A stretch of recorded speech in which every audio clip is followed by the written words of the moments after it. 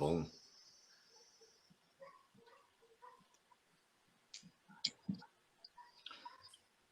Também, antes, quando a Marina entrou, acabei não falando, e também está aqui a Liz, as meninas que fazem parte do coletivo Sankofa.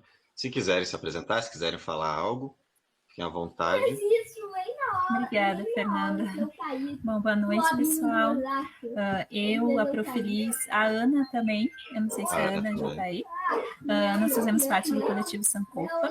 O coletivo Sankofa, ele foi criado no final do ano passado, tá? Por professores da rede pública de Gramado, tá? A fim de potencializar, a fim de cobrar a efetivação das leis, né, que cobram a cultura e a história dentro da sala de aula.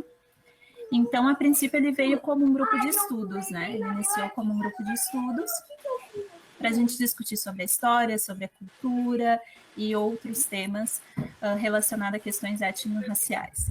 Ano passado, nós fizemos uma parceria com a Secretaria de Educação de Gramado, foi bem bacana, mas devido à pandemia, a gente não conseguiu efetuar outras dinâmicas, então foi tudo no formato online. Nós fizemos algumas lives, algumas oficinas também.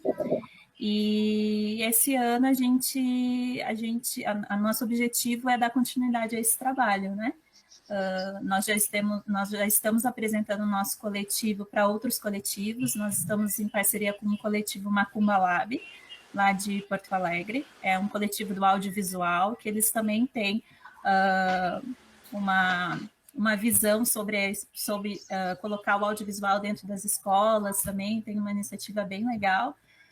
Nós também estamos em conversa com uma biblioteca, a Biblioteca Agatha Félix. Então, nós estamos caminhando juntos, e quando o Fernando me ofereceu, né, tipo, essa parceria, falando e tudo mais, fiquei bem feliz.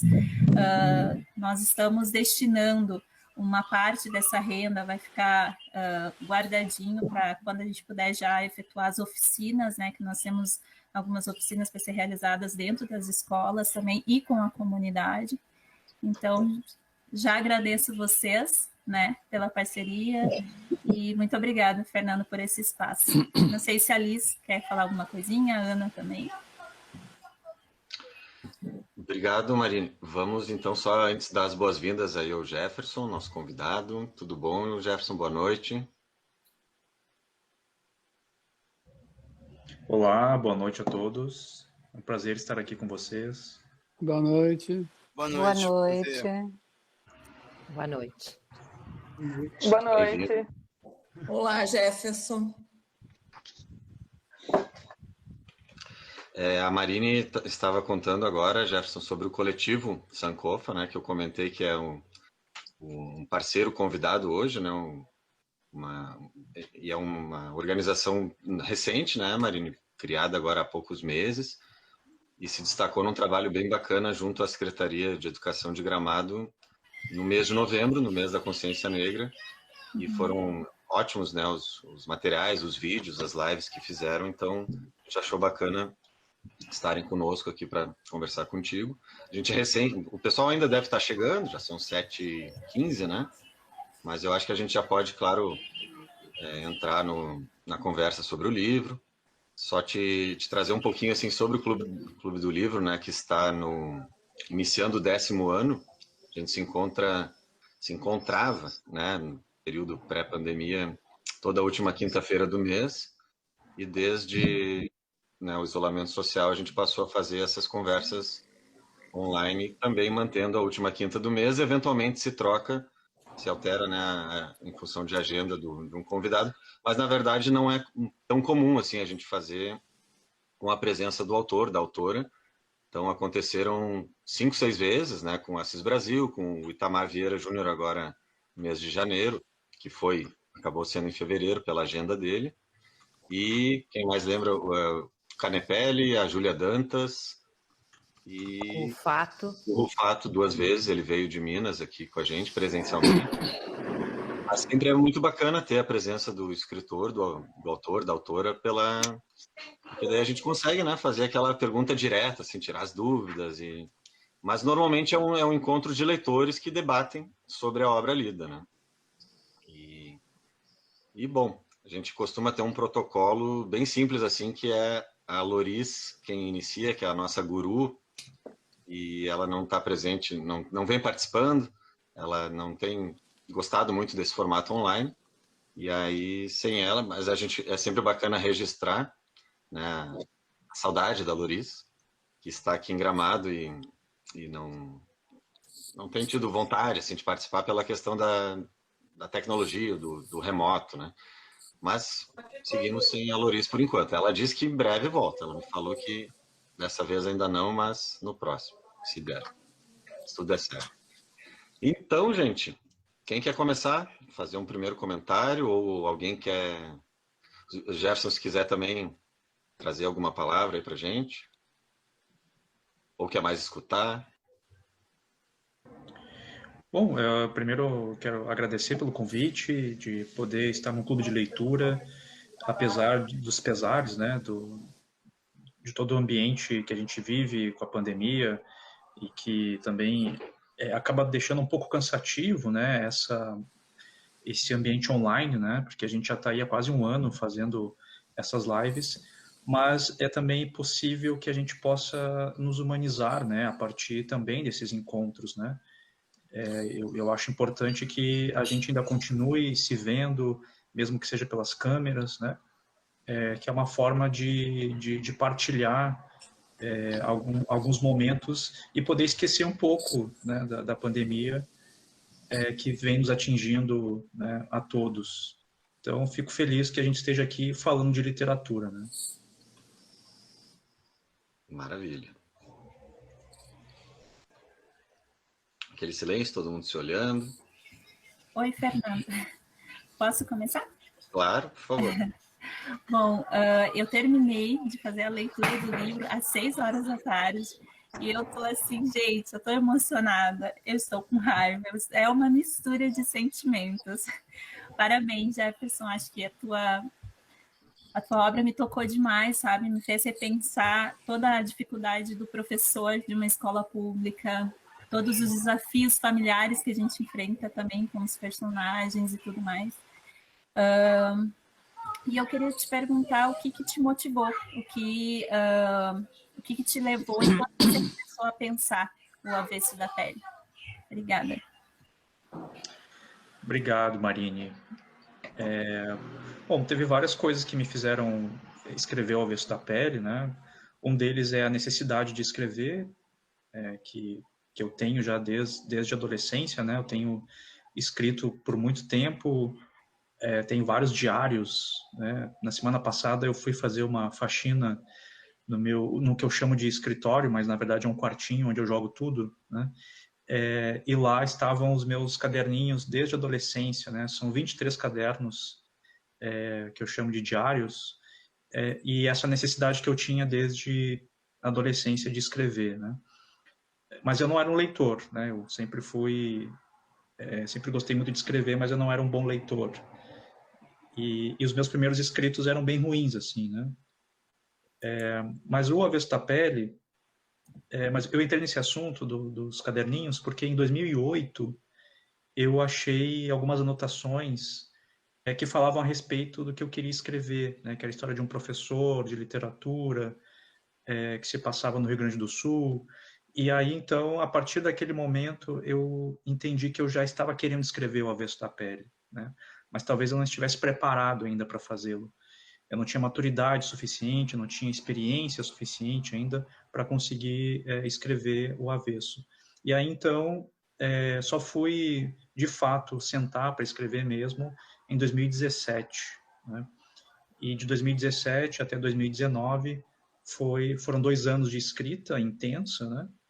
E aí, então, em 2020, ele acabou saindo. Outras coisas que me motivaram também era escrever um livro que falasse sobre a relação entre pais e filhos, né? Ele é um livro sobre essa relação de ausência, né? Uma ausência forçada. E também queria falar sobre a violência policial, né? Eu mesmo já sofri algumas violências policiais aqui em Porto Alegre, e isso acabou me motivando, e teve um fato específico em 2015, quando eu fui abordado pela polícia na frente da minha casa, e eu estava esperando uma carona para ir poder trabalhar, e depois dessa abordagem eu fiquei pensando, e se eu tivesse reagido a essa abordagem, né? E se eu não tivesse aceitado ser abordado mais uma vez pelo fato de ser negro, né? E a partir desse pensamento é que eu, então, criei o Henrique, né, que acaba, então, sendo assassinado nessa abordagem policial, e o filho é que vai, então, recontar, digamos assim, na visão dele, na visão do filho, né, essa vida do pai.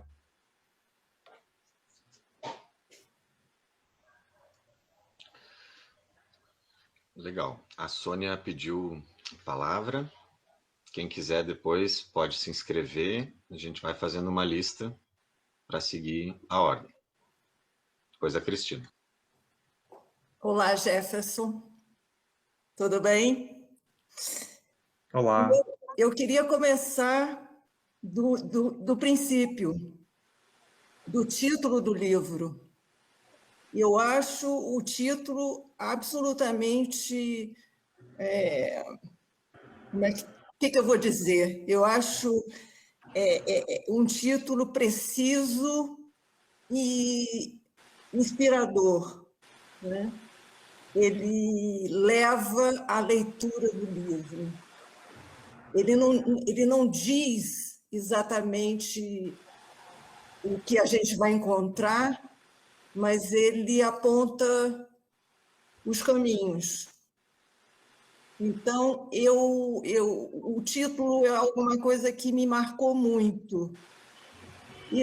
Ontem eu ouvi uma entrevista sua para o Juremir, uma entrevista muito boa, e você fala bastante sobre a narrativa, enfim, como é que você construiu, e olhando a narrativa, além do título, que eu acho que tem um papel importantíssimo, você tem os narradores e os personagens, né?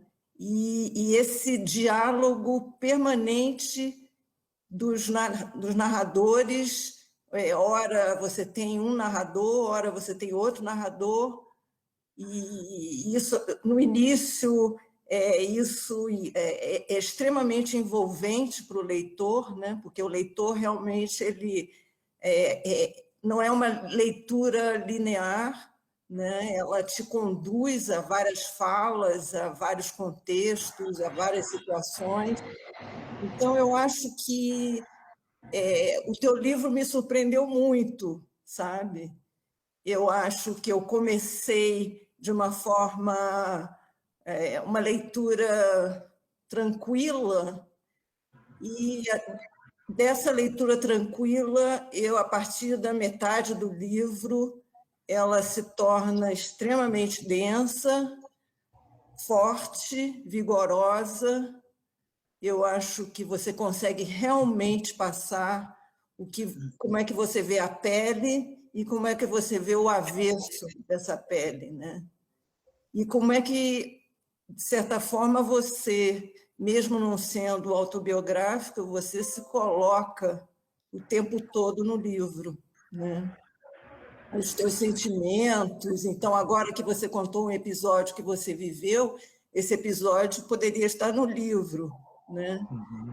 E isso, para o leitor, é extremamente cativante, porque a gente é levado a viver junto aquela realidade, né? E para nós, brancos, né, aquilo que é passado na vivência negra, na percepção negra, no cotidiano negro, é extremamente impactante, porque é desconhecido. Apesar da gente somos todas pessoas letradas, ilustradas e informadas, a gente não tem noção do que é o dia a dia do negro, de ser negro, o significado disso para a vida dos negros e de quem está em volta. Quer dizer, não apenas... Porque no livro você coloca muito bem as relações interraciais, né? Nas relações afetivas entre negro e branco. E é muito interessante isso, porque são leituras diversas, né? Sobre uma realidade que mexe muito com todo mundo. Não só com os negros, mas com os brancos também, porque, de certa forma, a gente não sabe exatamente como lidar com determinadas situações, né? E você coloca muito bem isso. As relações afetivas que acabam não progredindo por conta da negritude, do confronto entre raças, enfim. E uma situação que eu particularmente vivi quando eu fui à África. Pela primeira vez, eu me senti branca. Eu sou morena, eu não sou exatamente branca, né? E quando eu fui à África, realmente eu me vi numa situação de ser vista como branca. E é uma coisa que incomoda muito, porque você, de repente, não é alguém que está inserido naquela realidade. Você é alguém de fora, você é alguém estranho, você é alguém que está do outro lado. Então, a desconfiança passa a existir com muita força, com muita violência. E essa sensação eu tive quando eu estive na África. E a gente até tem um pouco aqui quando vai à Bahia, né? Porque a Bahia é tão negra que a negritude ela encobre o branco que existe, mas ele de certa forma, você tem muita mestiçagem, você tem... enfim, ele aparece com muita força. E, claro, também no Rio de Janeiro, que eu sou carioca, e a gente não sente essa coisa no dia a dia tão forte como sente no Sul, né? Eu acho que no Sul a coisa assume uma proporção maior, até porque os negros são minoria no Sul, né? Então tem essa condição também que eu imagino que seja bastante difícil de se lidar no dia a dia. O fato de ser minoria mesmo, né? Além de ser tratado como minoria. Enfim, eu não vou me estender, porque eu acho que já me estendi bastante. Eu queria te ouvir um pouco. Só queria dizer que gostei muito do livro e parabéns. Acho que vai ser um sucesso. Já é um sucesso. Obrigado, Sônia, pelos teus comentários, pelas tuas impressões também sobre o livro. E, de fato, os negros são minoria quando a gente vai falar sobre do estado do Rio Grande do Sul, né? Mas na cidade de Porto Alegre, a gente tem quase 50%, né, de pessoas não brancas, pelos últimos dados que eu tenho de 2018, né, ou 2017, agora não me lembro bem, mas quase metade da população, né, de Porto Alegre, né, seria a população, então, não branca. E o que mostra também o quanto a cidade de Porto Alegre é bastante segregadora, né? A gente tem várias pesquisas que mostram que a população negra ela está cada vez mais longe do centro, né? Ela foi empurrada, né, para bairros periféricos, né, como a Lomba do Pinheiro, a Restinga, né, toda a Zona Norte. Então, parece que isso já vem de décadas, né, que foi feita, né, essa mudança aí, tirando as pessoas negras do centro e empurrando para as margens, né, para as periferias. Mas você iniciou falando sobre o título, né, Sônia? E sabe que o título era uma coisa que eu não gostei desse título, O Avesso da Pele, no primeiro momento, e eu tinha que mandar os originais para a editora o quanto antes, e aí eu tinha que ter um título. E o título foi meio bem provisório mesmo, né? Não tinha nenhuma referência dentro do texto relacionado ao avesso da pele, né? E eu me lembro que eu queria colocar apenas avesso, mas como eu também estava falando de questões raciais, né, eu pensei, não, eu vou deixar avesso da pele, mas depois vai mudar, né, eu vou mandar para a editora. E o Luiz Schwartz, né, que é o dono da companhia e editor também, quando ele leu esse título, ele disse, esse aqui é o título. Não tem mais nenhum outro que possa... Tu até pode tentar ver outros títulos, né? E de fato eu tentei achar outros que me deixassem melhor assim com o livro, mas conforme eu ia mexendo no livro, cada vez mais o título foi se impondo, né? E aí mostra também a experiência de um editor, né? Ou dos editores que conseguem ver já de cara o que funciona e o que não funciona, né? Então eu tive a sorte, né, de ter bons editores e que conseguiram ver nesse título uma potência, né? E aí depois que o título, enfim, se impôs, né, eu comecei a trabalhar mais nessa parte do avesso, né? Ou seja, tentar dar mais sentido a esse avesso da pele. E aí fui mexendo em algumas coisas, o livro já estava praticamente pronto, né? E aí foi mais a montagem mesmo do livro. Vocês podem perceber, né, que o livro ele começa com o capítulo A Pele, né? E depois a gente vai ter o avesso, né? Ou seja, como se o autor, o narrador, levasse o leitor para depois da pele, né? Ou seja, atravessasse essa pele para que ele possa conhecer o avesso desse personagem, né? E o avesso nada mais é do que os nossos sentimentos, né? Ou seja, tudo aquilo que nos torna humanos, né? Para depois, nos outros capítulos, regressar de novo à questão racial, né? Então foi essa montagem, assim, né? Ou seja, essa entrada na epiderme e depois essa saída, né, da pele, para que o leitor tivesse essa sensação de conhecer o que há de mais íntimo, o que havia de mais íntimo no Henrique. E você falou também que o livro talvez não seja autobiográfico, né? Eu não tenho problema em dizer que o livro tem muito de autobiográfico, né? Desde que isso não sirva como argumento para diminuir o texto enquanto literatura, né? Porque ele é literatura em função da elaboração estética, do narrador, da linguagem, né? Então, ele é literatura justamente por esses aspectos da literatura, da narrativa.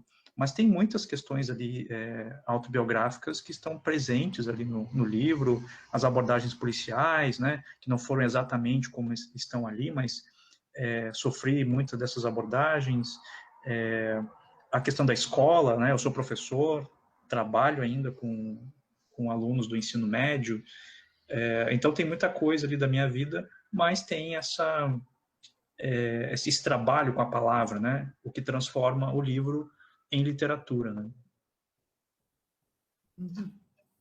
A Sônia fez um comentário, aliás, desculpa, a Rosane, na página 61 fala do avesso, que é necessário preservar o avesso, preservar aquilo que ninguém vê.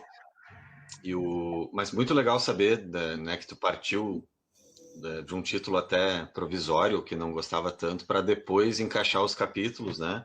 E que no próprio avesso tu vai falar da mãe, né? O narrador vai falar da mãe do pai. No início eu me confundia um pouco quando tentava pensar na estrutura, mas que é excelente, que é fantástica. Então a questão estética da literatura é inegável e a gente, quando se dá conta do narrador ali falando em segunda pessoa, eu achei sensacional.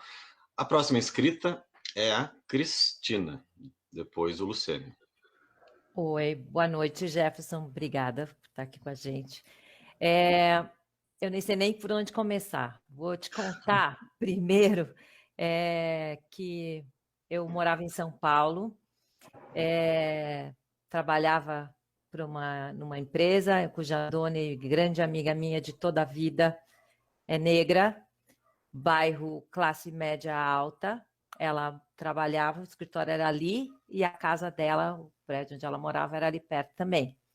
Ela, na época, o filho dela tinha seus 13, 14 anos.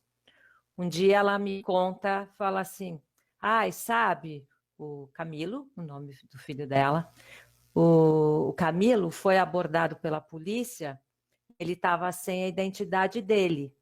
E ele falou que ele morava ali e a polícia desconfiou. E eu falei, nossa, mas que absurdo. Ela falou, eu falei, o que você falou para ele? Falei que ele tem que andar com RG, porque negro é assim mesmo. Eu fiquei chocada com aquele episódio e o seu livro, para mim, foi uma junção de uma junção de muitas e muitas situações como essa, que te faz pensar. Eu vi algumas, não sei, fica meio sem ação, revoltante. Então, primeiro é isso, é um soco no estômago muito bem dado, que para quem ainda não se conscientizou, está aí a hora de se conscientizar. Está muito claro, está muito evidente, é palpável. Então, primeira coisa que eu senti. Segunda coisa que eu senti muito no teu livro é a relação pai e filho. Para quem já perdeu o pai, muitas vezes eu me identifiquei, tinha uma relação próxima, então me identifiquei, então trouxe muito perto. E também eu acho que você bate muito bem na questão do ensino, do ensino público, da qualidade, da diferença do ensino, se é que hoje acho que está tudo meio ruim, mas que tem. Eu acho que você bate bem e, ao mesmo tempo, você mostra um caminho. Para mim, aquela aula que você envolve com os personagens, né? De Dostoiévski, dos seus alunos, e você, quer dizer, o personagem, e cria essa expectativa para o próximo encontro.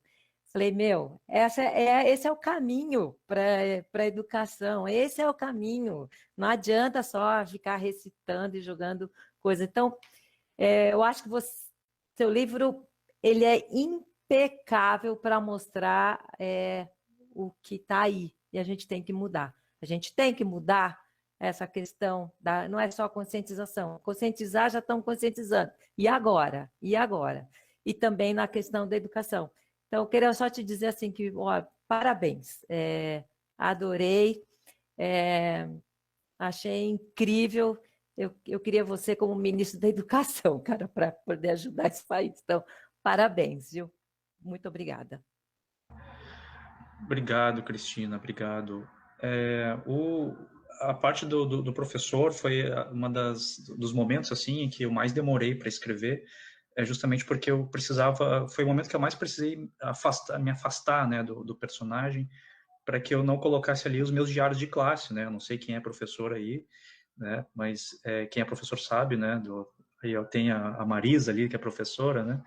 Então, sabe, né? A gente tem ali os planejamentos, né? Diário de classe e tal. Então, eu não queria que fosse também um diário do Jefferson, né? Mas eu queria que fosse as aulas do professor Henrique, que é um professor desanimado, né? Com todos esses anos de magistério, e ele encontra justamente na turma de EJA, né? Que é onde a gente tem ali o refúgio, né? Onde a gente tem ali as pessoas que a sociedade não quer ver por perto, pessoas que, entre aspas, né, não deram certo, e aí estão ali, né, todos juntos, e aí é justamente nesse ambiente que o Henrique encontra, digamos, a sua redenção, né?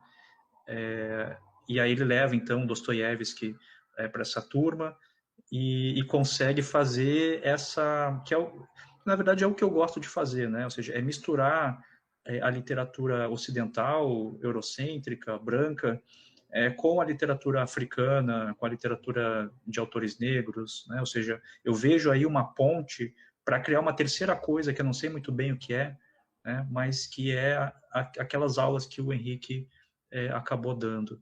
Então eu digo que o Avesso da Pele, ele é uma declaração de amor aos livros, né? Porque o Henrique acredita nos livros, ele acredita que eles podem causar algum tipo de mudança, né? O Henrique acredita mais nisso do que eu. Eu não acredito tanto assim que os livros possam mudar a vida das pessoas, mas o Henrique acreditava nisso e foi isso que fez com que ele continuasse e não abandonasse o barco.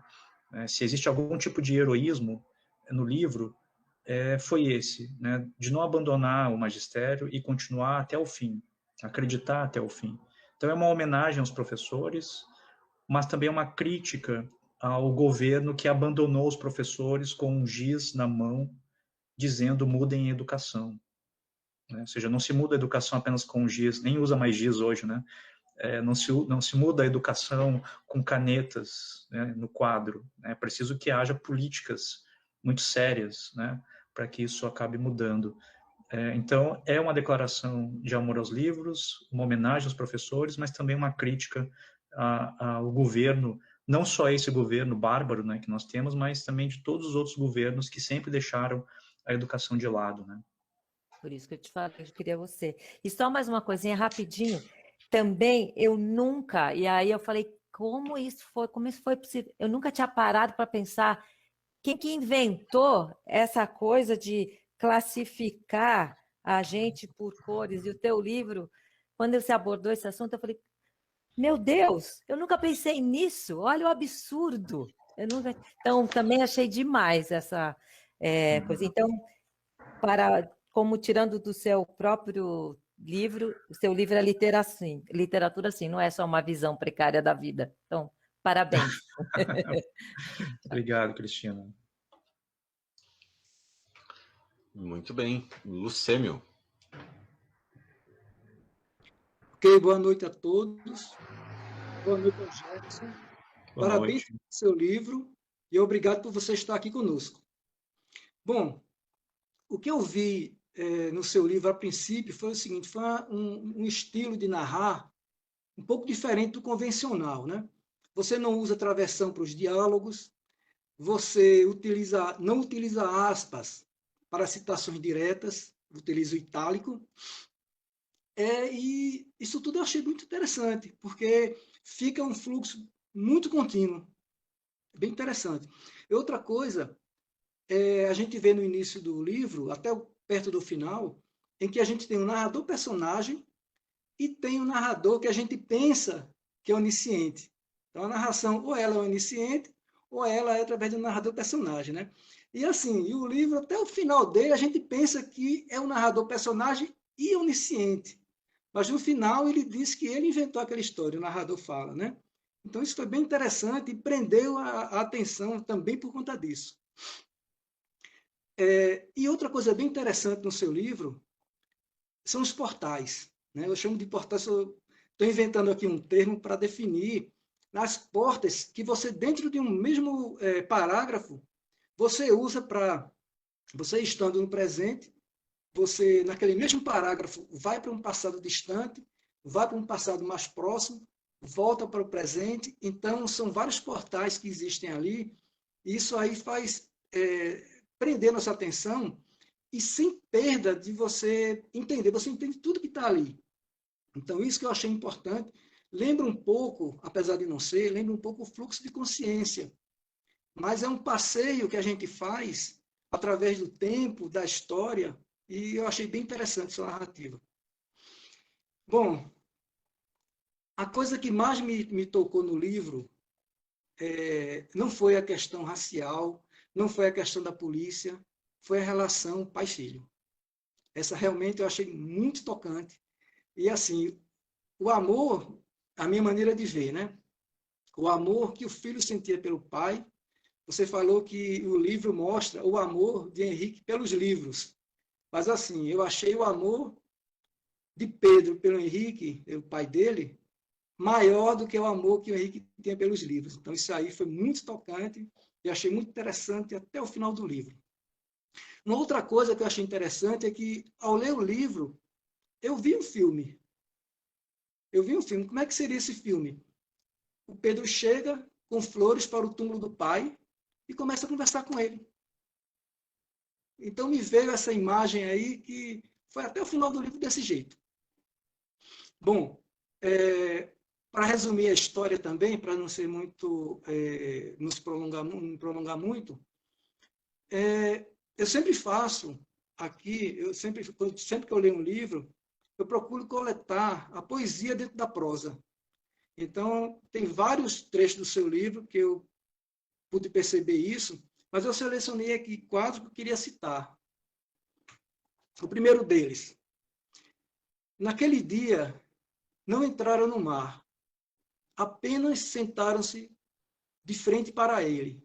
Elas não sabiam, mas aquela cena se repetiria algumas vezes nos anos seguintes. Escutariam as ondas quebrando na praia e não teriam necessidade de dizer nada. O segundo trecho.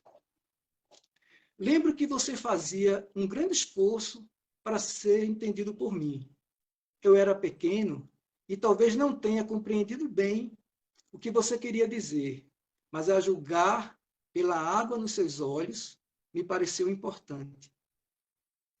O trecho 3, que é muito comovente, né? Nesse momento, o rapaz se comoveu. A voz ficou embargada e ele disse que não conseguiria mais ir adiante. Depois disso, o caixão foi baixado na cova. Então, alguns de nós jogaram um punhado de terra e disseram cada um uma palavra. Em seguida, abracei minha tia Luara, enquanto víamos as pás jogarem terra sobre o caixão. Era o fim. Saímos em silêncio. Estávamos todos cansados, chorosos e ofendidos. A morte é sempre uma ofensa. E o trecho número 4 é o seguinte. A imagem de um pai falecido também nos mata um pouco. E talvez isso seja uma espécie de amor. Então, achei essa é a imagem aqui, o amor que ele tem pelo pai, eu achei muito tocante. E eu queria fazer 2 perguntas para encerrar. A primeira, eu queria saber se o seu estilo narrativo, se você muda o seu estilo narrativo de um livro para o outro. E a outra pergunta é como é que você chegou às editoras?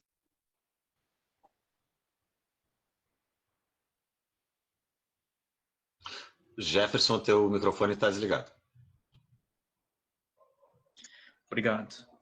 O Sêmio, quando o filme sair, começar a ser rodado, acho que eu vou pedir para eles te contratarem como roteirista. Gostei dessa imagem aí das flores. Nossa, você disse tanta coisa aí, eu fiquei comovido aqui com as coisas que você disse. E é estranho escutar o livro por outras vozes, né? Porque parece que nem fui eu que escrevi, né? Parece que... E tem um autor, o Roland Barthes, né? Que ele diz que quando o escritor estranha a própria escrita é porque o livro está pronto, né? Ou seja, quando ele não é mais familiar a nós, né? Quando a gente já se desligou dele. E eu busco essa estranheza, né? Quando eu estou elaborando o livro, porque a gente lê tantas vezes, né? Em busca de melhorar cada vez mais, mas chega um momento que o livro se torna estranho a nós, né? E escutando vocês falando e lendo trechos, me parece que já não é mais meu, mas sim dos leitores, né? Sobre o estilo, não muda muito, assim, né? O Beijo na Parede, que é meu primeiro romance, ele é um livro que tem as marcações, né, de fala, de diálogos, né? Mas ainda assim, em alguns parágrafos é possível já perceber essas portas que você falou, né? De abrir para uma outra história dentro da própria história, né? Já havia ali essa semente, assim, de querer esse tipo de narrativa. No segundo livro, no Estela Sem Deus, ali eu já experimentei mais, assim, né? Eu já não fazia muitas marcações de diálogos, não tem marcação de diálogo, né? É só as pessoas falando. Eu tirei também a pontuação, o ponto de interrogação de todo o livro, então não há ponto de interrogação em todo o livro, porque a epígrafe que abre o livro do Estela Sem Deus é Deus não gosta de perguntas, né? E aí, então, não tem perguntas no livro, mas tem, né? Ou seja, dentro do contexto é possível entender que se faz perguntas, mas é uma forma de enganar Deus, né? Deus não quer que a gente faça pergunta, mas eu faço, né? É o que a narradora quis fazer. E aí, quando eu chego no Avesso da Pele, foi o momento em que eu consegui tornar essa narrativa mais sofisticada, né? De modo que ela fosse em blocos. Na primeira escrita, eu fiz um texto todo corrido, ele só tinha um parágrafo, né? E ele foi até o final apenas com um parágrafo. E aí eu comecei a perceber que ia confundir muito o leitor, né? E aí eu precisei separar os capítulos, né? Deixar algumas marcações, né? Para que o leitor conseguisse acompanhar. Mas isso de misturar os tempos, né? Do presente, passado e futuro, tem a ver com as minhas pesquisas que eu faço de literaturas africanas, né? Em que o tempo ele se dá justamente nesse sentido, nesse modo mais fragmentado. O passado, o presente e o futuro, eles fazem parte de um mesmo tempo, né? Tem um documentário sobre o Paulinho da Viola, que se chama Meu Tempo é Hoje, né? Em que ele diz exatamente isso, né? Ele não tem passado, presente e futuro. Para ele, tudo é a mesma coisa, tudo é presentificado, né? E eu me lembro que, quando eu entrei na faculdade, eu li um monte de livros, né? E um que eu tentei ler e não consegui, eu não cheguei até a metade, foi O Caminho de Chuan, né, Em Busca do Tempo Perdido. Foi um livro muito difícil para mim, e eu achava que nunca mais ia pegar esse livro, mas algo desse livro ficou em mim, e talvez ele reverbere um pouco nessa narrativa fragmentada, porque o Caminho de Chuan, aliás, todos os 7 volumes, né, do Em Busca do Tempo Perdido, é a busca pela memória, né? A busca desse tempo que não é o tempo violento, o tempo da destruição, que é esse tempo cotidiano, né? Que nos leva para frente a todo momento e não nos permite perceber aquilo que é mais essencial na vida, né? Que são esses momentos de transcendência, metafísicos, né? Então, e a literatura é esse trabalho memorialístico que busca justamente esse tempo metafísico, porque é esse tempo de transcendência que é o tempo da eternidade, né? E não esse tempo corrido do cotidiano, que é destruidor, que nos faz perceber a passagem do tempo e essa sensação de que nós estamos sempre perdendo alguma coisa, né? Essa sensação de que os outros vivem melhor do que nós, né? Então, acho que a literatura ela permite que eu resgate esse tempo perdido, né? Então, por isso, uma narrativa que não é linear, né? Ela não poderia ser linear, ela só poderia ser fragmentada, porque é assim que a memória funciona, né? E como é que eu cheguei nas editoras, né? A primeira editora, que foi a Sulina, é uma editora aqui de Porto Alegre, foi bastante difícil ter chegado nela. É uma das editoras mais importantes aqui do Rio Grande do Sul, né? Vocês devem conhecer. O meu editor da Sulina foi quem publicou o Caio Fernando Abreu, né? Por exemplo, publica os livros do Juremir Machado também. E eu cheguei meio por acaso, né? Encontrei um amigo que conhecia o editor, entreguei o livro para esse amigo, que leu, gostou e mandou para o editor da Sulina, que adorou o livro, né? E decidiu publicar. Mas isso só depois de eu ter batido em 5 ou 6 editoras só aqui do Rio Grande do Sul, né? Eu nem procurei as editoras fora daqui porque eu achava que não teria nenhuma chance. E curioso que nenhuma delas me respondeu nem sim nem não, né? Até hoje estou esperando a resposta, né, das editoras e não me responderam. O segundo livro já foi bem mais fácil, né? Porque daí eu já tinha o livro O Beijo na Parede, já tinha ganhado prêmio, já estava circulando no Brasil, né? Pelo governo, pelo MEC, né? Que comprou exemplares do livro e distribuiu nas escolas. Então eu já tinha um certo, as pessoas já conheciam um pouco, né? O meu trabalho. E aí eu já recebi proposta de 2 editoras, né, daqui de Porto Alegre, e aí optei por uma, que foi a Zucchi, e aí publiquei, então, A Estela Sem Deus, né? Bom, o livro ganhou prêmio também, né, de melhor livro do ano, de 2018, e nesse mesmo ano, um jornalista do jornal O Globo fez uma resenha super bonita, na metade do ano, e isso chamou um pouco a atenção das editoras maiores, né? no caso, a Companhia das Letras.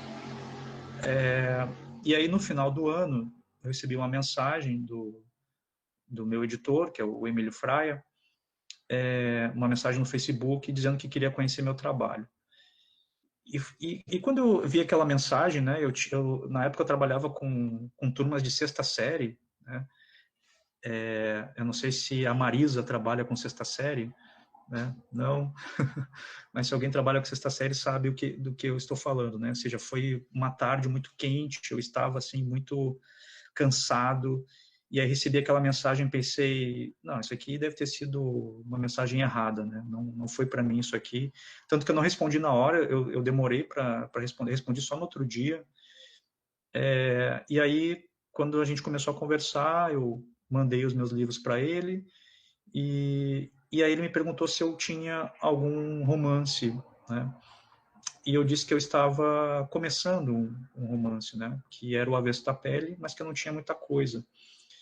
E aí ele me disse, me manda o que você tem. E eu mandei, então, 20 páginas, né, do que eu tinha do Avesso da Pele.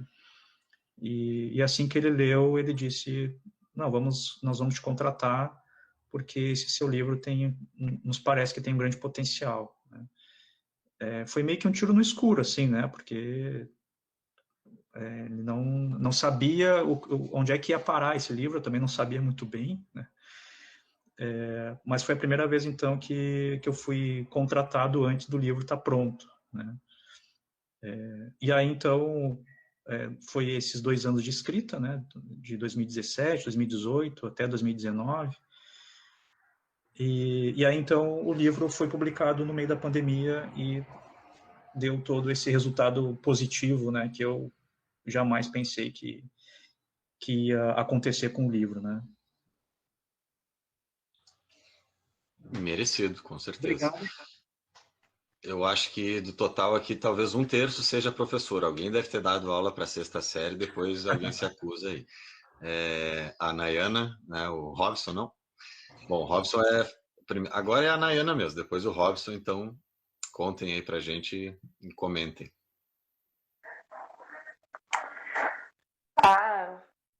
Jefferson, obrigada aí, quero agradecer a sua presença. É muito bacana eu poder conversar com o autor, né, e saber das suas impressões. Enfim, dar aula para sexta série é uma aventura mesmo, né? Mas eu peguei uma turminha, 2 turmas bem legais, assim. É muito louco, você tá conversando com um, aí outro tá apontando na sua blusa, o que é isso, tio? E outro já tá falando, aí tem alguém pulando na carteira lá no fundo, é assim, loucura. Mas é bacana, bacana. Eu vou tentar ser mais breve possível para dar tempo para todo mundo falar, né? Gostei muito do seu livro, muito mesmo. Ele tem uma densidade psicológica, ele é pungente, ele é muito forte, e ao mesmo tempo ele flui, sabe? Você vai lendo assim, você fica, nossa, não acredito, sabe? E porrada atrás de porrada, né? Eu também queria pegar uma carona, assim, no que o Lucênio falou, né? Que ele trouxe vários pontos super legais que eu estava pensando em trazer, né? Tem algo, assim, que eu achei bem interessante, né? Eu gosto muito, eu me apego muito no título, né? E realmente esse título aí, ó, é bem muito, muito interessante, muito bom, porque quando eu ficava lendo, né, esses portais que você me falou, né, nossa, não teria um insight tão interessante. Tem a textura do texto, né, e a textura também não deixa de ser uma pele, né, um revestimento, né, e aí tem hora que o Pedro tá falando, né, e ele fala com aquela propriedade e tal, né, e às vezes eu até ficava assim suspeitando, né, uma professora minha uma vez falou isso, ó, suspeita do narrador sempre, tá, não confia muito nele não, né, mas enfim, né, no final ele mesmo se desmente, eu achei isso muito genial, eu falei assim, nossa, como que deve ser essa cara, né, mas enfim, ele é construindo essa tessitura e aí com a passagem muito leve entre o pensamento dele, a fala do Pedro e a fala das pessoas, né? é como se desse uma virada, assim, né? Tá na fala dele e aí vem a fala das pessoas, né? Eu achei muito interessante que no final a família não consegue falar, né? Não teria uma palavra, uma frase de efeito que resumiria a dor, tudo aquilo que eles sentem, né? Até interessante um aluno se fala e emociona, né? E às vezes a gente não tem noção dos bons efeitos que a gente tem nas pessoas, né? Eu queria falar também do capítulo que eles estão fazendo a sessão de terapia, né, de casal. E esse momento foi muito marcante, assim, porque naquele capítulo tem umas 3 vezes, assim, a expressão tumulto vital. Foi interessante que falou 1, 2, 3 vezes. Na terceira, eu falei assim, sabe quando você pensa, mas não pensa muito? Aí eu fiquei, não, realmente é um tumulto vital, algo ignorável, né? E aí eles falam, né? E eu vou ler um trechinho aqui, né, para encerrar. Enquanto isso, você observa os terapeutas. E pensou que eles não sabiam nada de vocês. Não conheciam o tumulto vital de vocês. Eles eram brancos, vieram de uma classe média e tinham uma visão limitada do mundo. Não perceberam o que estava acontecendo ali. Eles não faziam a mínima ideia de que metade dos seus problemas estava contida na cor da pele, você pensou. Não diretamente, mas lá no fundo. Você sabia que tudo isso era mais complexo do que eles imaginavam. A psicanálise tinha cor e ela era branca, você pensou. E definitivamente havia coisas que escapavam a Freud. Então, esse trecho, eu falei assim, realmente a gente não tem dimensão, sabe, da profundidade, da complexidade das coisas, né? Enfim, me tocou muito e aprofundou muito, assim, o que eu penso sobre, né, o racismo estrutural e todas essas barbaridades, né? É isso, Jefferson. Obrigado.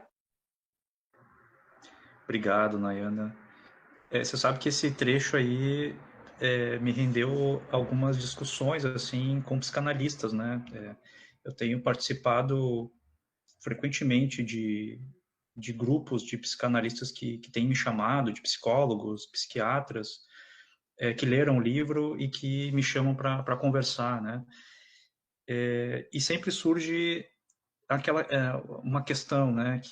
Ou seja, como é que eu vou tratar o meu paciente negro, né? Eu sendo um analista branco, né? Ou não devo mais tratar pessoas negras, ou pessoas negras não devem procurar terapeutas brancos, né? Devem procurar só terapeutas negros, né?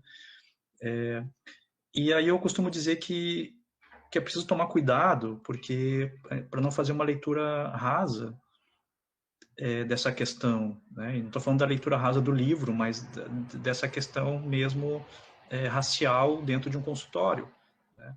O que o Henrique está colocando ali é uma crítica não à psicanálise, né? Não ao Freud, né? Mas ao que se faz dentro de um consultório com a psicanálise, né? Então, não se trata de proibir que pessoas negras sejam tratadas por pessoas brancas, senão a gente vai acabar entrando também de mulheres não se tratarem com psicanalistas homens, né? Ou homens não se tratarem com psicanalistas mulheres, né? Pela questão do gênero. Eu acho que não é por aí, é muito mais complexo, né? Como o Henrique pensa, né? Mas é claro que as pessoas precisam elas precisam ter mais conhecimento, precisam ler mais, né? Então, se eu estou tratando alguém que é negro, eu vou ler, então, a Djamila Ribeiro, eu vou ler o Frantz Fanon, eu vou ler a Angela Davis. O que esse pessoal está falando, né? Ou seja, como é que eu posso, então, ajudar essa pessoa, levando em consideração as questões raciais, né? Porque, senão, a gente cai num lugar perigoso que é de tratar todas as pessoas iguais, colocando em caixinhas, né? Ah, você está sentindo isso porque na infância você teve um problema, enfim, e as coisas funcionam diferente, né? Então, e é preciso falar do racismo estrutural dentro de um consultório. Não pode achar que isso não está vinculado à subjetividade, porque quando a gente fala em subjetividade, não é uma coisa que brota da gente. A subjetividade ela é construída. E ela é construída pelos fatores externos. Ela é construída pelas vivências que eu tive e se as minhas necessidades básicas foram atendidas. Se elas não foram atendidas, é claro que isso vai mexer na minha subjetividade. Né? Vamos pensar aí na Carolina Maria de Jesus, por exemplo, né? Catadora de papel, né? Que escreveu O Quarto de Despejo. Olha só tudo que ela passou, né? Para conseguir publicar um livro, para conseguir ser reconhecida, né? Então, vocês acham que toda aquela vida que ela tinha, aquela vida precária que ela tinha, não influenciou na subjetividade dela? Né? Então, eu acho que é isso que talvez os terapeutas e psicanalistas precisam rever, né? Mas o problema não é da psicanálise e nem do Freud. Com certeza. Então, na sequência, o Robson, depois a Daisy. Boa noite, Jefferson. Queria dizer que, como professor de Estado, eu ainda uso giz e minhas turmas do 6º ano são bem terror mesmo. Todo ano é um terror diferente. Eu queria te dizer que a gente gostou bastante aqui do teu livro. Eu acho que deve ser talvez só o 3º livro assim que ele é em segunda pessoa que eu leio de cabeça, assim. Eu acho que me recordo o Carta ao Pai só, do Kafka, que é segunda pessoa também. E eu curti muito. Dessa mesma temática eu só tinha lido aquele, a gente até leu no Clube do Livro, aquele do Tesa, O Filho Eterno, se eu não me engano, é o nome. Filho Eterno. E, cara, muito bom. Crítica social foda, assim, na linha que a gente já tem lido, né? O Torto Arado, o do Giovanni Martins também, sabe? Todos uma linha muito pegadas, assim. E até mesmo de Porto Alegre, até mesmo a poesia negra tá bombando pra caramba, né? A Ana Santos, o Marlow Pires também, todos, né, numa linha muito pegada e muito boa. Queria comentar que eu adorei muito ver o nome do Oliveira Silveira no teu livro. Eu acho que valeu muito citar o cara, muito mesmo. Deu um peso assim diferenciado pra caramba. E é isso. Eu queria dizer também que não tem pergunta, até só comentários sobre o livro. Eu já tinha lido um pedaço do Avesso à Pele sem saber que eu estava lendo um pedaço do Avesso à Pele. Quando eu pego a Piauí para ler, geralmente eu pulo o título da matéria e vou lendo a matéria. E quando chegou na parte das que ele cita, né, as vezes que ele sofreu racismo, eu digo, não, peraí, eu já li isso aí. Eu fui pegar minhas Piauí aqui. Não, eu já li esse negócio. E, cara, quando eu li, eu me lembrei, quando eu li a Piauí e li eu ainda pensei, eu tenho que ler esse livro, cara, muito bom, só que, né, não peguei quem escreveu, não peguei o título do livro e acabou por sorte, ainda bem, né, acabou por sorte caindo na mão. Então, muito obrigado por essa baita obra, obrigado por dedicar ela aos professores e, quero ler mais do que escrever aí. Obrigado, Robson, muito obrigado aí e continue aí na luta como professor, porque precisamos cada vez mais, né, de professores comprometidos, né, e é isso. Muito obrigado. O Oliveira Silveira chegou a ser... Tiveste aula com ele, por acaso? Ou... Não, a minha convivência com o Oliveira Silveira foi mais de admiração, assim, de ver ele passar em alguns lugares. A última vez que eu vi ele a penúltima vez que eu vi ele foi numa lan house, né? Ele estava ali numa lan house ali, catando feijão ali, né, nas teclas ali, já estava bem velhinho. e as pessoas passavam, assim, e eu comigo, assim, né, puxa, mas ninguém sabe que aqui tá o Oliveira Silveira, né, o grande poeta e tal, e ele estava ali, e eu sempre fui muito reservado, assim, e eu não queria incomodar ele também, né, mas eu queria dizer algumas coisas para ele, tal era a minha admiração, né, mas eu não tive, assim, um contato com ele, né, eu conheci ele através de um outro professor, que é o Jorge Frois, que hoje é um grande amigo, e que foi meu professor de literatura, e foi ele que me apresentou o Oliveira Silveira, e também me apresentou a literatura, né? Eu devo muito a esse professor negro, né, que me falava sobre Shakespeare, falava de Oliveira Silveira, e dizia que a literatura era o único lugar onde as coisas se pareavam, né? Elas ficavam no mesmo nível, né? Então eu poderia tratar Oliveira Silveira no mesmo nível do Shakespeare e estava tudo bem, né? E isso eu levei para a vida, assim, né? E levei para a literatura também, né? Vocês podem ver ali as referências que eu coloquei, as Itamar, referências, o Milton. Itamar, né? O Milton, o Jardim Macalé, né?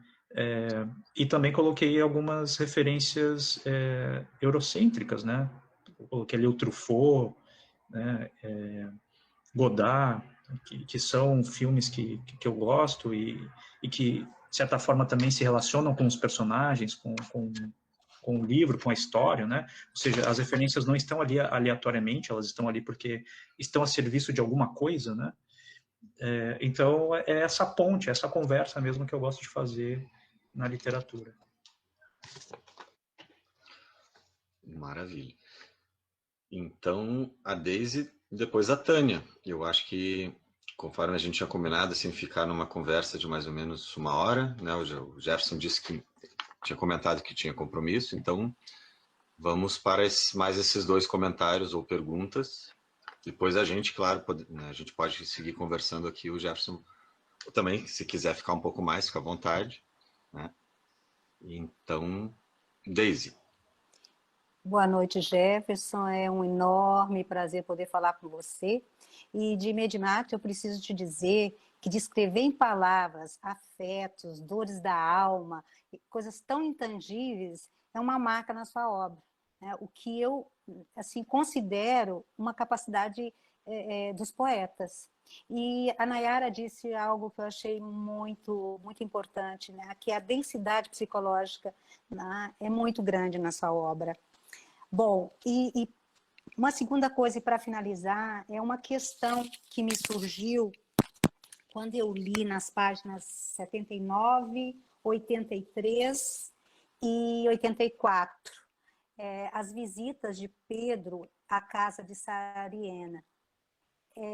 Essas descrições, elas me chamaram a atenção, em primeiro lugar, o que foi mencionado anteriormente, o filme do Truffaut, Os Incompreendidos, né?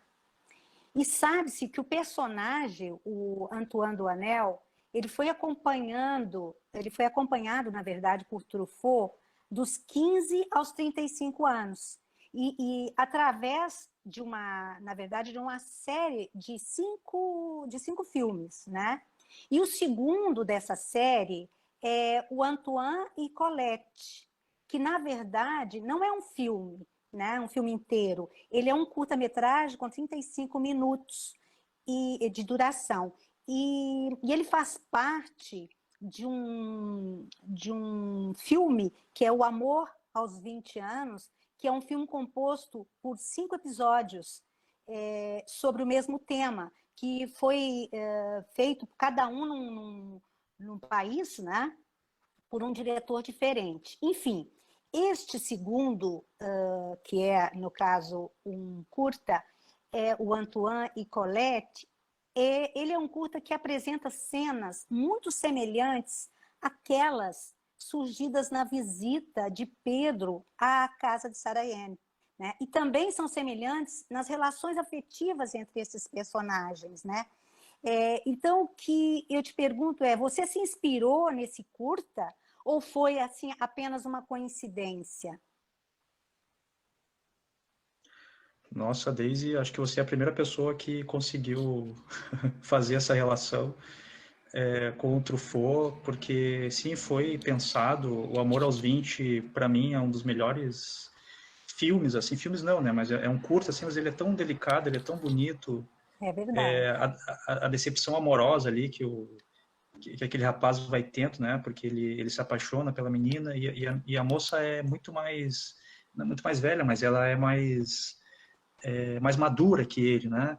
E ele está começando assim a vida amorosa, né? E ele acha que vai ter alguma coisa com ela. E aí no fim eles não ficam juntos porque ela fica com o outro. E eu sempre tive um pensamento de que se um dia eu escrevesse um romance, eu queria fazer algum tipo de homenagem, né, ao Truffaut e a esse filme especificamente, né? Mas eu não queria colocar o nome do filme ali, mas que alguém que lesse, que gostasse do Truffaut e conhecesse a filmografia dele, chegasse nesse ponto que você chegou, Daisy, né? De perceber que há ali uma referência da Saharienne, né? E do Pedro e desse filme, né? E, claro, os incompreendidos também tem alguma coisa a ver ali, né, da relação do personagem com os pais, né, mas mais especificamente era sobre esse curta aí, Amor aos 20, né, essa era a minha homenagem ao Truffaut. Jefferson, fiquei extremamente emocionada com a sua pergunta. Realmente você fez uma homenagem brilhante ao Truffaut. Tá? Adorei. Beijo enorme no seu coração. Obrigado, Deise. E que ótima dica aí para a gente procurar depois e assistir. Peraí que chegou o pelotão aqui, eu tenho que botar uns fones. Só rapidamente, Fernando, sugiro 5, viu? Que todos sejam 5, um atrás do outro, porque Isso vale aí. a pena. Boa. Então, a Tânia, depois sobrar um tempinho, a gente tem, né, mais uns descontos aí. Então, Jefferson, muito obrigada pela presença, por estar aqui com a gente. É um privilégio, assim, eu gostei muito do teu livro, li em 2 dias e me deu...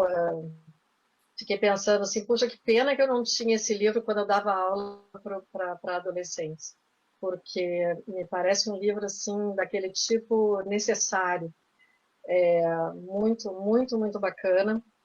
Eu li muito rapidamente, quer dizer, muito rápido, porque eu não conseguia largar, né? E fiquei com o livro é muito próximo da gente, né? A gente que cresceu em Porto Alegre, a gente reconhece muita coisa ali, e se reconhece, se estranha, se incomoda, se desacomoda, enfim, ele provoca muito o tempo inteiro.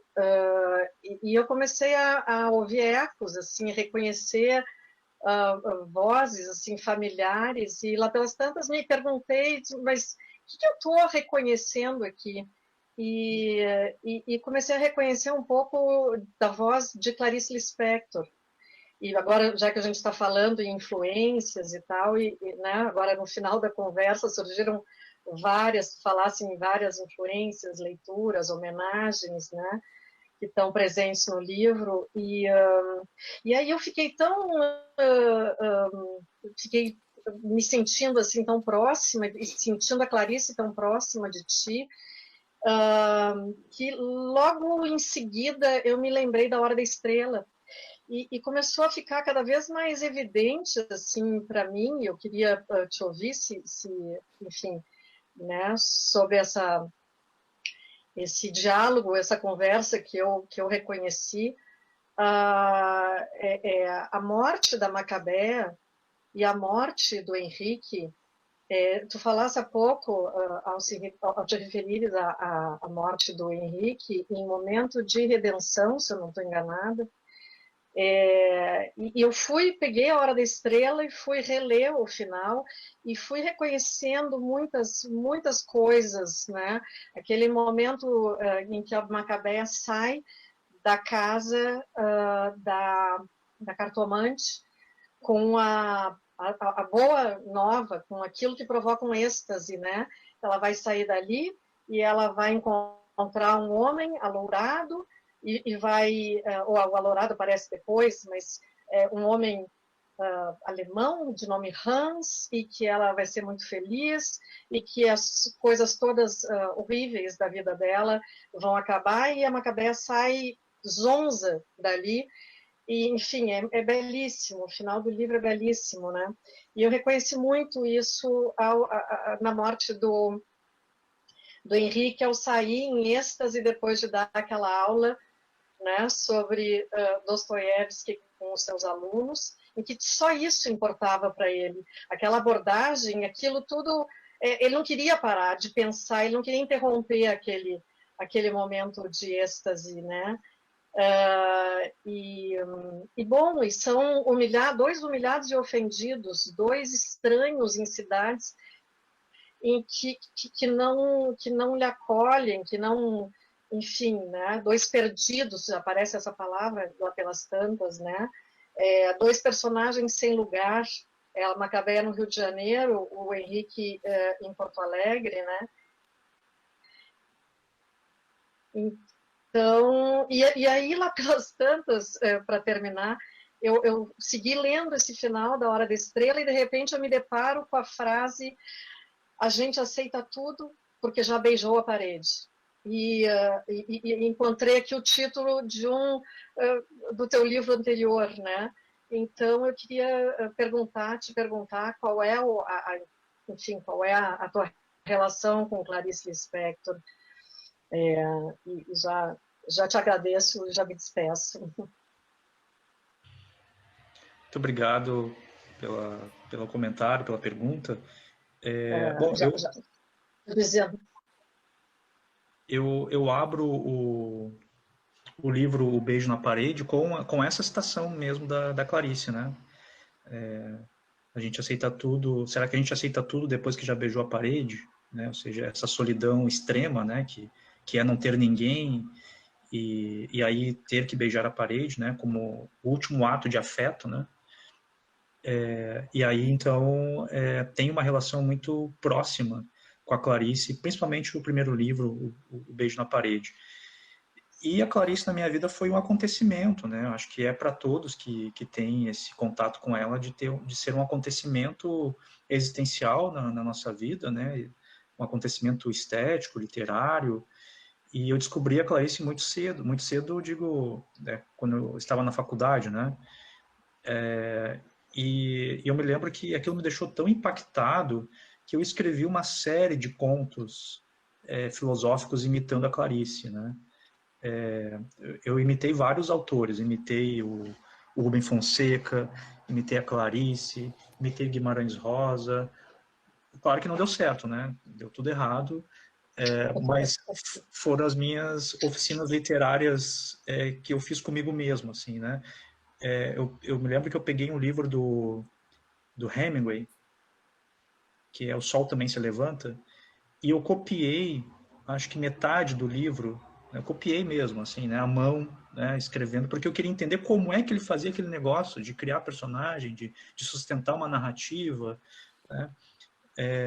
Mas a Clarice foi algo muito avassalador, né, na minha vida, e ela é muito presente, assim, né? Mas quando eu estava pensando na morte do Henrique, teve um momento que parecia que eu estava fazendo a mesma coisa que o narrador da Hora da Estrela, né? Que ele fica titubeando, né? Ele não sabe se mata ou se não mata, né? Eu não fiz isso no Avesso da Pele, mas intimamente eu tinha essa dúvida, né? Ou seja, o que eu estou querendo dizer matando um professor negro no Rio Grande do Sul? Será que eu não estou reforçando um estereótipo? Será que eu não estou caindo no lugar comum? Né? E foi para mim muito difícil fazer aquela cena, né? E por isso aquela cena não é narrada pelo Pedro, ela é uma narração em terceira pessoa, impessoal, porque ela era uma cena muito difícil para mim, né? Eu não sabia se o Henrique morreria ou não naquele momento, né? E aí eu me lembrei, né, do narrador da Hora da Estrela que titubeava, né, e no fim acaba matando, porque é o momento de redenção, é a hora de virar a estrela de si mesmo, né. E no caso do Henrique, ele acaba morrendo. Na verdade, quando o livro foi lançado, eu ainda tinha esse receio ainda, de que as pessoas acabassem fazendo essa leitura de que eu caí em lugar comum, né. Mas um amigo, que é o Davi Kotek, que é um poeta aqui do Rio Grande do Sul, ele me escreveu e falou assim, cara, teu livro, a morte, eu justifico a morte do teu personagem pela vida que ele teve. A vida que ele teve te salva como escritor, né, e ter criado esse narrador. Porque o leitor, ele já entra no livro sabendo o que vai acontecer. Essa era a intenção, né? Não tem spoiler, né? Na contracapa do livro já diz que ele vai morrer, né? Crônica de uma morte anunciada, né? E aí o leitor vai ter acesso à intimidade desse narrador, né, desse personagem, vai ter acesso à vida íntima dele, à vida particular dele, até que o leitor se dá conta e começa a pensar, opa, mas ele vai morrer. Ele vai ter esse momento em que ele vai morrer e o leitor, então, ele acaba entrando naquela espécie de angústia, né, justamente por saber qual é o final dessa história. Então, foi muito difícil ter que matar esse personagem, mas era necessário.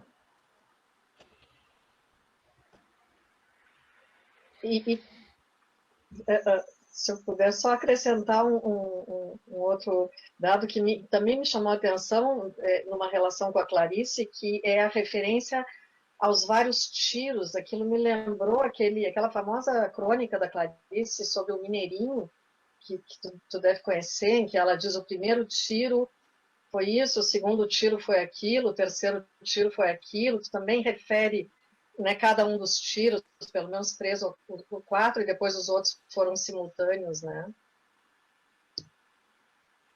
Eu gosto bastante dessa crônica da Clarice, né, e eu acho que é uma crônica também bem vanguarda, assim, né, porque era um momento que não se falava sobre essa violência policial, né, e esse exagero que foi a morte do Mineirinho, né, ou seja, foram, sei lá, quantos tiros, né, e a Clarice, muito atenta, né, a isso, vai lá e escreve sobre isso, né. Então, bom, gente, não sei se temos mais a chance para a última perguntinha. Pode ser, Jefferson? Tu tens que sair. Temos tempo. E depois também a Rosane tem uma pergunta sobre a capa do livro, mas primeiro o Humberto. Oi, Jefferson. Quero dizer que o teu livro me pegou.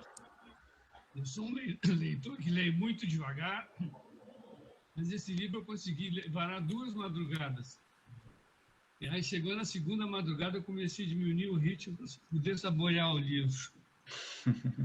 Eu acho que o que pega o livro é realmente essa passagem de tempo, de um tempo para o outro, né? Tu fica curioso. Terminou um tempo, tu sabe que vem outro completamente diferente. Então, isso vai te prendendo desde o início do livro. Mas o que eu queria perguntar é o seguinte: quando eu cheguei lá no final do livro, eu percebi que alguma coisa estava acontecendo ali que começou lá no início do livro, no primeiro parágrafo. Era a pedra de Ogum dele. Foi recomendado pela tia que ele pegasse aquela pedra e que levasse embora, e no final ele pega essa pedra e leva em direção ao Guaíba. E aí, nesse momento, ele falou: bom, agora é a minha vez. Eu queria te perguntar, são 2 coisas. Eu queria te perguntar se isso é um conformismo, ou ele vai seguir os passos do pai em relação à cidade. E a outra coisa é a questão da religiosidade, como é que ela entra nessa história. É isso aí, te agradeço. Obrigado, Humberto, pela pergunta. A questão dos orixás, né, elas estão presentes em todos os meus livros, né, desde o primeiro. Em cada um deles eu acabo colocando um santo, né. No Beijo na Parede também tem o Ogum, mas também tem o Chapanã. No Estela Sem Deus eu tenho o Oxum, né? A Estela é filha de Oxum. E no Beijo na Parede, o João é filho de Xangô, né? Embora apareçam os outros orixás. E o Henrique é filho de Ogum, né? Então, os meus personagens, eles acabam tendo a cabeça de algum santo, né? E iniciar o livro com Ogum é como se fosse uma espécie de pedido de licença, né? Licença, porque eu vou contar uma história, né? E Ogum é o deus da guerra, ele é quem fabrica as armas, ele é também aquele que nos ajuda a atravessar abismos, né? Então, foi importante iniciar o livro com Ogum, né? E depois terminar também chamando ele de volta, né, para essa narrativa e, digamos, ajudando o Pedro a atravessar essa cidade, né, a atravessar esse lugar onde o pai sempre se sentiu como um estrangeiro.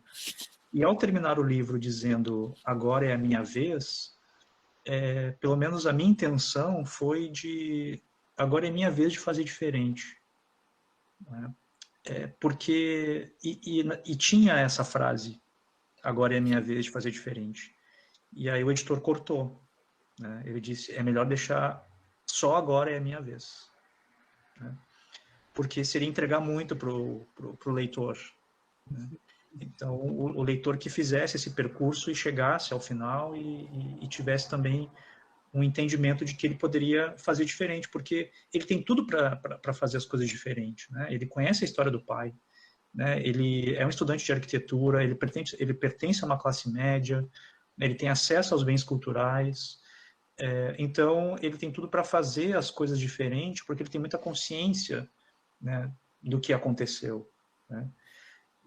Eu tenho uma amiga que é professora de literatura há muitos anos, foi minha professora também na universidade, e ela disse que quando leu essa frase final, ela disse que, na verdade, essa frase era para mim, né? Eu como o Jefferson, né? Ou seja, agora é minha vez de aparecer.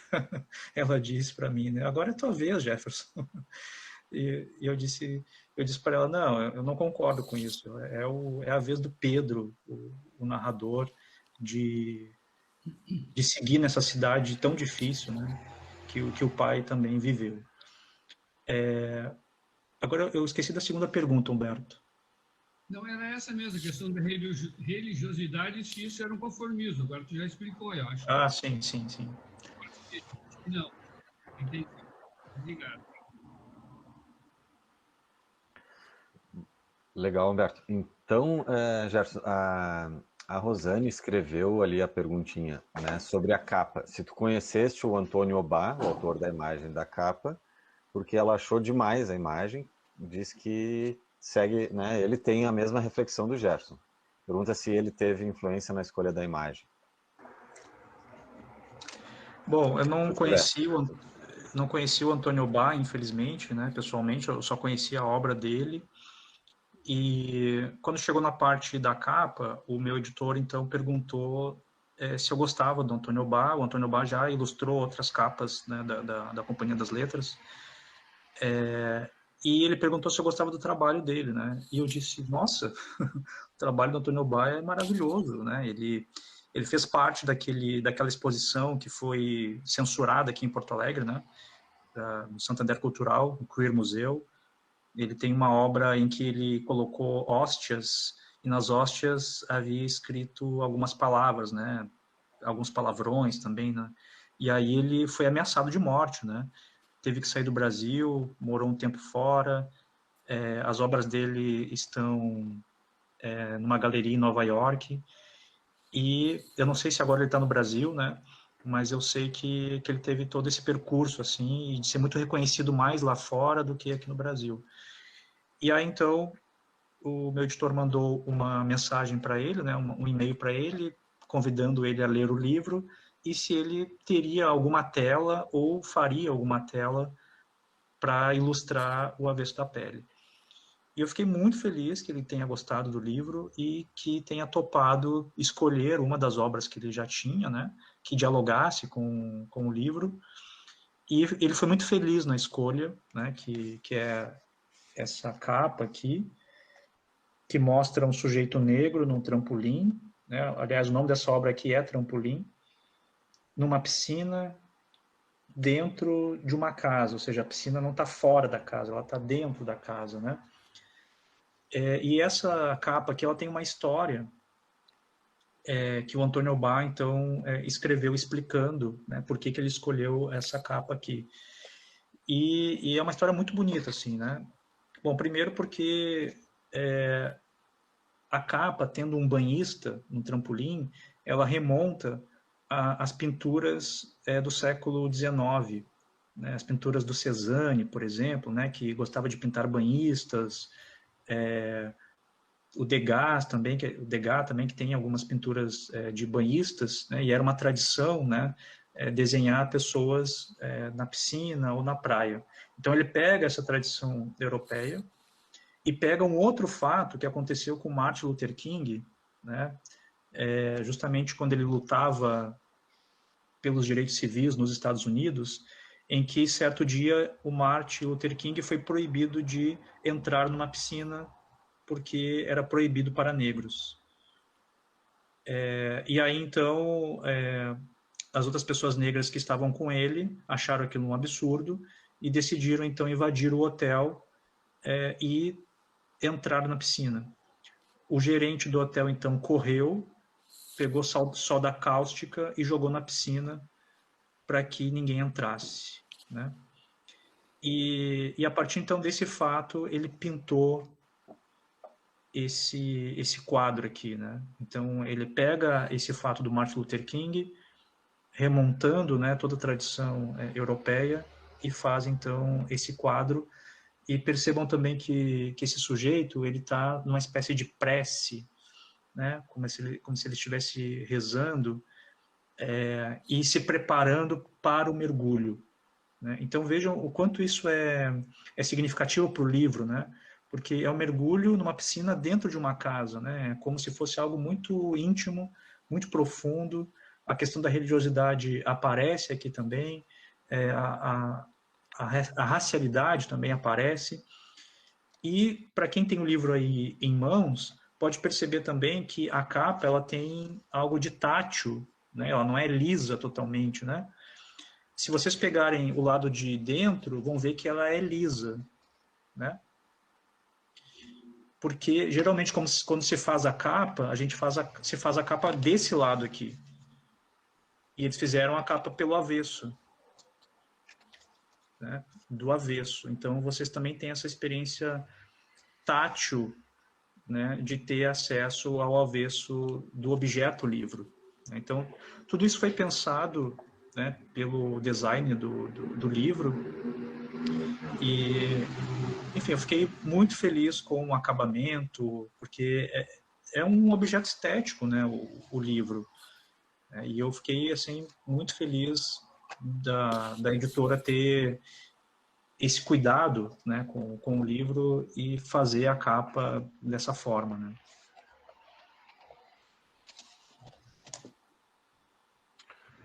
Bah, que belo relato, né? Puxa, Bacana muito saber. obrigada. Bacana mesmo. Muito bom mesmo.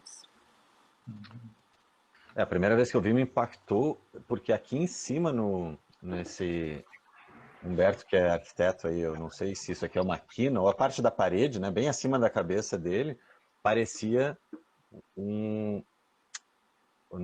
uma forca. A primeira vez que eu olhei, eu pensei, nossa, mas logo percebi que era a parede, mas que poderia também ter essa intenção, né? Ele deu uma profundidade lá, né? Como? Ele tem uma profundidade, né? Tem essa parede, e depois tem o segundo plano, terceiro plano, no caso. Uhum. E tem o sol também batendo nas costas dele, né?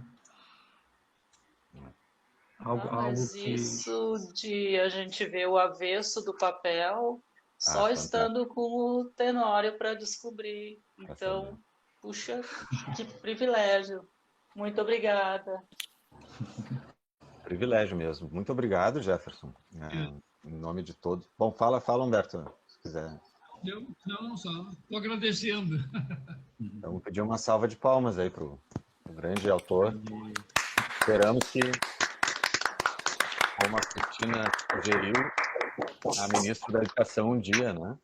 Nesse governo vai ser difícil, porque tu está na 0 hora falando de Paulo Freire, eu acho que não vão te convidar para ministro da...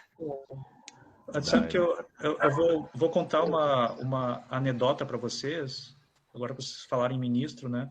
Acho que quem falou foi a Cristina, né? Falou. Há muitos anos, quando eu tinha pouco mais de 8 meses de idade, isso foi a minha mãe que me relatou, né? Eu tive uma doença que até hoje ela não soube exatamente o que eu tinha, né? Mas era uma coisa que eu não conseguia me alimentar muito bem, né? Eu vomitava muito, e aí comecei a perder peso, isso, né, bebezinho. E aí o médico disse para ela que eu tinha poucos meses de vida, né? E aí a minha mãe saiu desesperada do hospital, foi uma coisa horrorosa, né? E disse para ela não me amamentar mais, porque o leite materno estava me fazendo mal. E ela sentou numa praça no Rio de Janeiro, e aí nessa praça ela estava chorando muito, sentou uma senhora do lado dela e perguntou: minha filha, por que você está chorando tanto? E aí ela contou a história para essa senhora, e ela disse: não, você precisa continuar amamentando seu filho, sim, né? Eu não sei qual é a cabeça que esse médico teve para dizer uma coisa dessa. E aí a minha mãe começou a me amamentar, e conforme ela foi se acalmando, né, essa senhora, então, que a minha mãe só viu aquela vez, disse para ela que um dia esse seu filho, ele vai ser uma pessoa muito famosa, e eu acho que ele vai ser ministro. E ela usou essa palavra, ministro. E agora vem a Cristina e me fala uma coisa dessa, eu vou ter que ligar agora para minha mãe e vou ter que dizer isso para ela. Que se cumpra a promessa, que legal, que se cumpra a profecia, muito bom. Mas é isso, gente. Muito obrigado por esse encontro, vocês foram maravilhosos, muito gentis, e, enfim, me chamem aí quando quiserem, porque será um prazer novamente conversar com vocês. Será convocado, com certeza. Obrigadão. Grande abraço. Obrigado a Ketna também, que está ali presente, que trabalha junto com o Jefferson, né? Sim, a Ketna é minha assessora e tem me ajudado muito aí com as questões da agenda. Então, Ketna, muito obrigado também. Um grande abraço. Então, muito obrigado, Jefferson. Obrigada. Até mais. Tchau, tchau. Tchau, tchau.